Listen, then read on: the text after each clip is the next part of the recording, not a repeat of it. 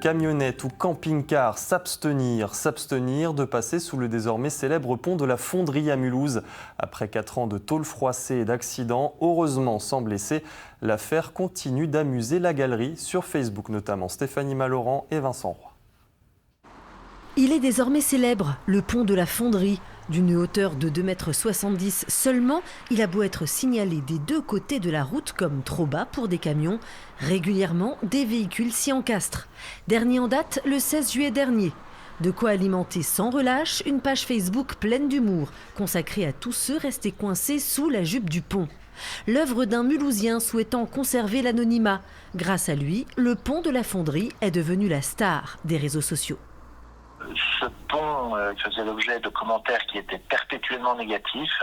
Pourquoi ne pas donner une personnalité à ce pont qui, après tout, ne fait que manger des camionnettes? Il n'y a pas eu de blessés, si ce n'est l'orgueil des conducteurs qui, avant d'encastrer leur camionnette, étaient certainement persuadés d'être les meilleurs conducteurs du monde.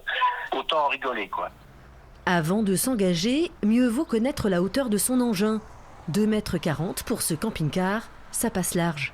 On est passé en vélo, donc j'avais été alerté parce qu'on est passé hier en vélo et on avait vu que c'était surbaissé quand même. En général, on ne fait pas très attention, c'est vrai.